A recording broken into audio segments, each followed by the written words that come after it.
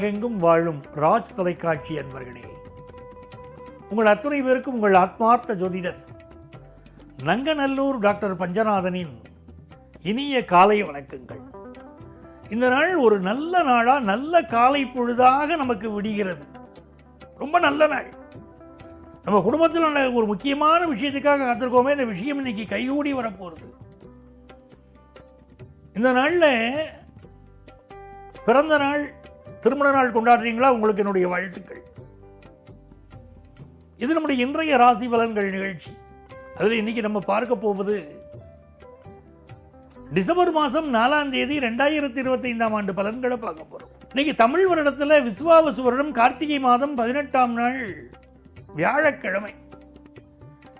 இன்னைக்கு சந்திர பகவான் கிருத்திகை நட்சத்திரத்தில் பயணம் பண்றார். மத்தியானம் 2:50 வரைக்கும் கிருத்திகை நட்சத்திரத்தில் இருப்பார்.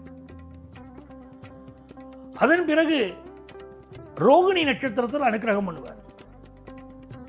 இன்னைக்கு தான் பௌர்ணமி விரதம், வைகானச தீபம். மேஷராசி என்பர்கள், மேஷராசிக்காரர்களுக்கு இந்த நாள் என்ன பண்ணணும்னா, முருகப்பெருமான் வழிபாட்டு செய்யணும். தாமரை மலர்கள் ஆறு, அதில் தவிழ்ந்தன குழந்தைகள் ஆறு. சிவபெருமானுடைய அந்த பார்வையிலே அவருடைய தீப சுடர்லேருந்து பிறந்ததுதான் இந்த 6 குழந்தைகள். 6 தாமரை மலர்கள் மீது இந்த 6 குழந்தைகளும் தவழ்கின்றன. பார்வதி ஓடி வந்து 6 குழந்தைகளையும் அணைத்துக் கொள்கிறாள். அதனால்தான் அந்த முருகனுக்கு 6 முகன்னு பேர். அந்த முருகனை கார்த்திகை பெண்கள் வளர்த்தார்கள்.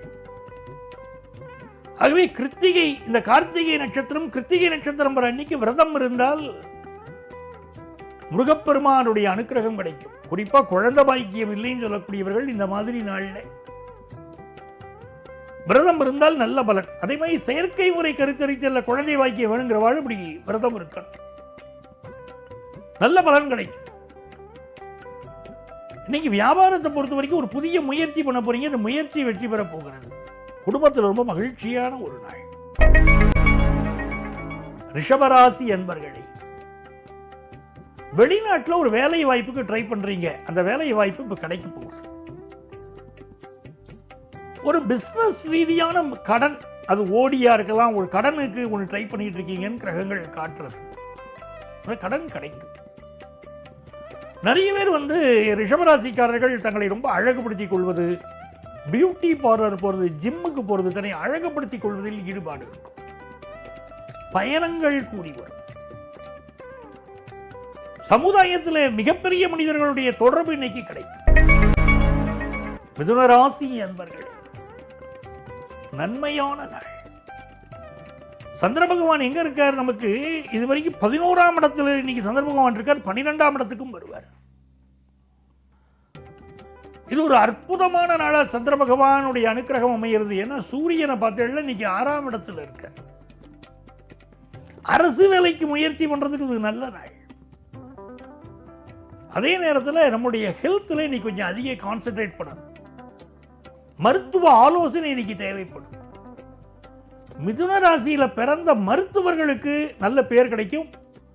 இந்த பார்மாசூட்டிக்கல் லைன்ல இருக்கக்கூடிய எல்லாருக்குமே இன்னைக்கு வருமானம் பெருகக்கூடிய வாய்ப்புகள் உருவாகும். சில பேர் என்ன சொல்லுவாங்க, எனக்கு நல்ல பணியாளர்கள் கிடைக்கல, வேலை செய்யறதுக்கு சரியான ஆட்கள் கிடைக்கல அப்படிங்கிறவங்களுக்கு நல்ல பணியாளர்கள் கிடைப்பாங்க. முகஸ்துதியை இன்னைக்கு விரும்பக்கூடாது. சில பேர் முகஸ்துதி செய்வாங்க, உங்களை மாதிரி உண்டான்னு கேட்பாங்க. அந்த புகழ்ச்சியில மயங்கி இருக்கும்போது நம்மளை ஏமாற்றிட்டு போயிடுவாங்க. அவை இன்னைக்கு முகஸ்துதிக்கு மயங்காத ஒரு நாளாக உங்களுக்கு வச்சுக்கோங்க. உடல் அலுப்பு கொஞ்சம் இன்னைக்கு இருக்கும். 6ல போய் இந்த சூரிய பகவான் உட்கார்ந்து இருக்கார். அதே நேரத்தில் சர்வீஸ் செக்டார்ல இருக்கிறவர்களுக்கு இன்னைக்கு முன்னேற்றங்களும் உண்டு. கடகராசி என்பர்களே,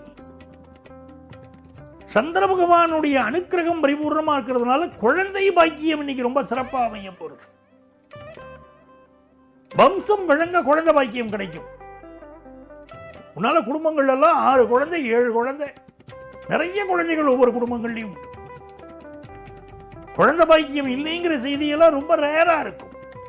அப்படித்தான் ஒரு காலத்தில் நம்முடைய சமூகத்தில் நம்ம பார்த்துருக்கோம். எங்களுடைய பக்கத்து வீட்டில் ஒருத்தருக்கு 21 குழந்தைகள் இருந்தது. எங்க அப்பாவுக்கு நாங்க 7 குழந்தைகள். இப்படி எங்க பார்த்தாலும் குழந்தைகளுக்கு குறைவில்லாத ஒரு காலத்தை நான் பார்த்திருக்கிறேன். ஆனால் இப்போ நிறைய பேர் எப்படி வராங்க, தம்பதிகள், இளம் தம்பதிகள் தேடி வராங்க ஜோதிட ஆலோசனைக்கு. குழந்தை பாக்கியம் இல்லையே சார், எப்ப சார் குழந்தை பிறக்கும் கேட்டுட்டு வராங்க. இந்த மாதிரியான நாட்கள் குழந்தை பாக்கியத்திற்கு நல்ல பலன் தரக்கூடிய நாள், நல்ல குழந்தை பாக்கியம் அமையக்கூடிய நாள். கடகராசிக்காரர்களுக்கு இன்னைக்கு ரொம்ப நல்லா இருக்கு. எஜுகேஷன்ல மாணவர்கள் மிகச்சிறந்த வெற்றியை இன்னைக்கு பெறுவாங்க. இன்னைக்கு நல்ல பண லாபம் உண்டு. சிம்மராசி என்பர்களே, சிம்மராசிக்காரங்களுக்கு குடும்பத்தில் பிரிந்தவர்கள் மீண்டும் சேர்வார்கள். எப்படிப்பட்ட ஒரு அமைப்பு பாருங்க, குடும்பத்தில் பிரிந்தவர்கள் மீண்டும் சேர்வார்கள். அட்டமத்தில் சனி இருக்கும்போது கொஞ்சம் அடக்கி வாசிக்கணும், யாரையும் பகச்சிக்க கூடாது. ஒரு பிரச்சனை முடிஞ்சிருச்சேன்னு நினைப்போம், கொஞ்சம் மாசம் ஆயிருச்சு நினைப்போம், அது திரும்ப வரும். முடிந்து போன ஒரு விஷயம் மீண்டும் வரும் அப்படின்னு இருக்கு பாருங்க சிம்மராசிக்காரங்களுக்கு. வேலை தொடர்பான முயற்சிகள் இன்னைக்கு வெற்றி பெறும். புதிய வாகனங்கள் வாங்கக்கூடிய யோகம் உண்டு. நம்ம வீட்டுக்கு ஒரு கார் வாங்கணுங்கிற ஒரு ஆசை இருக்கும், அப்படி வாங்குற யோகம் இன்னைக்கு உண்டு. பிசினஸ் ரீதியான முயற்சிகள், பேச்சுவார்த்தைகள் வெற்றி பெறும். கன்னிராசி என்பர்களே, கணவன் மனைவிக்கு இடையில ஒரு அண்டர்ஸ்டாண்டிங் இப்போ வரும். ஒருத்தர் பேசி நல்ல மனசால புரிஞ்சுக்கிடுவீங்க. மூன்றாம் நபர்களுடைய தலையீடு இருக்கக்கூடாது முடிவு பண்ணுவீங்க. குழந்தை வாக்கியம் அமையக்கூடிய யோகம் உண்டு. உங்கள் பிள்ளைகளுக்கு இன்னைக்கு நல்ல செய்தி வரும். துலாம் ராசி அன்பர்களே, துலாம் ராசிக்காரர்களுக்கு இன்னைக்கு பிசினஸ் தொடர்பான கம்யூனிகேஷன் ஒன்று வெற்றி பெற போகிறது. திருமண பேச்சுவார்த்தை நடக்க போகுது. ஒரு புது கோர்ஸ் ஒன்று ஆன்லைன்ல படிக்கக்கூடிய வாய்ப்பு மாணவர்களுக்கு உருவாகிறது. பொழுதுபோக்கு விஷயங்களில் ஈடுபாடு கூடும். காதல் உறவுகள் மலரும். வருமானம் பெருகும். நல்ல விருச்சிக ராசி என்பர்களே, எதிர்பார்க்கிற காரியங்கள் விருச்சிக ராசிக்காரங்களுக்கு இன்னைக்கு அனுகூலமா முடியும். சூரியன் ராசியிலேயே இருக்கார். மருத்துவத்துறையில் இருக்கக்கூடியவர்களுக்கு நல்ல பெயரும் புகழும் கிடைக்கும். இன்ஜினியரிங் முடிச்ச மாணவர்களுக்கு நல்ல வேலை வாய்ப்பு கிடைக்கும். அடிவயத்தில் ஏதோ ஒரு அசிடிட்டி கம்ப்ளைண்ட் மாதிரி ஏதோ ஒரு பிரச்சனைகள் இருந்துருக்கும். அதே நேரத்தில் இந்த நாள் வருமானம் நல்ல பெருகும். குடும்பத்தில் சந்தோஷம் உண்டு. பெரியவர்களுடைய ஆசீர்வாதம் கிடைக்கும். தனுசு ராசி என்பர்களே, எந்த வகையிலும் உங்களை நீங்க தாழ்வா பிறரிடம் பேசக்கூடாது. என்னங்க வாழ்க்கையில என்ன இருக்கு சொல்லுங்க, நான் என்ன வாழ்ந்துட்டேன்னு சொல்லுங்க அப்படின்னு பேசக்கூடாது. இன்னைக்கு ஒரு மனத்தாங்கல்ல சிலர் பேசிடுவீங்க. நாளைக்கு நீங்க நல்ல நிலைக்கு வந்தாலும் இந்த உலகம் உங்களை ஏளனமா பேசும். அன்னைக்கு நீ எப்படி வாழ்ந்தேன்னு எனக்கு தெரியாதா அப்படின்னு உலகம் கேட்கும். மனிதனுடைய வாழ்க்கை ஒரு நேரம் உயரும், ஒரு நேரம் தாழும். தாழுகிற போது உங்களை நீங்கள் தாழ்த்தி கொள்ளக்கூடாது. அப்பவும் உயர்வா நினைக்கணும். அப்பதான் உங்க வாழ்க்கை எல்லோராலும் பாராட்டப்படும். இந்த நாள் உங்களுக்கு தன வருமானம் பெறுகிறது, பிசினஸ் லாபம் கிடைக்கிறது, ஹையர் எஜுகேஷன் வாய்ப்பு கூடி வருகிறது. மகர ராசி என்பர்களே, எதிர்பார்க்கிற காரியமெல்லாம் இன்னைக்கு அனுகூலமா முடியும். 5ஆம் இடத்துக்குரிய சுக்கிர பகவான் இப்பொழுது உங்களுக்கு லாபத்தில் இருக்கார். காதல் விஷயம் வெற்றி பெறும். கணவன் மனைவிக்கு இடையிலே ஒரு அன்பு பெருகும். ஹையர் எஜுகேஷன் படிக்கிற ஒரு வாய்ப்புக்கு காத்திருக்கிறீங்க, அந்த வாய்ப்பு கைகூடும். குடும்பத்தில் சந்தோஷம் இருக்கும். பொழுதுபோக்கு விஷயங்கள ரொம்ப ஈடுபாடு பெருகும். கல்யாண விஷயம் கூடி வரும். கும்பராசி என்பர்களே, எத்தனை பிரச்சனை வந்தாலும் சமாளிப்பீங்க. பார்த்துருவோம் ஒரு கை அப்படின்னு இருப்பீங்க. உங்களுடைய இந்த மன துணிவு தான் உங்களை வாழ வைக்கும். வருமானம் வரலையும் நினைக்காதீங்க, வரும். உங்களுக்கு நல்ல வருமானம் வரும். தொடர்ச்சியான முயற்சி பண்ணுங்க. குடும்பத்தில் சுபகாரிய நிகழ்ச்சிகள் கூடி வரும். சுபகாரியத்துக்காக நிறைய செலவழிப்பீங்க. சந்தோஷமா இருப்பீங்க. நல்ல வேலை வாய்ப்புகள் கிடைக்கும். மீனராசி என்பர்களே, மீனராசிக்காரர்கள் கொஞ்சம் உடல் நலத்தில் அக்கறை எடுங்க. சிலர் கொஞ்சம் ஸ்கின் ப்ராப்ளம், சிலருக்கு கொஞ்சம் முதுகு தண்டுவடம் சார்ந்த பிரச்சனைகள் அதெல்லாம் இருந்துகிட்டு இருக்கு. அதே நேரத்தில் புதிய வேலைக்கு முயற்சி பண்ணீங்கன்னா சூப்பராக அமையும்.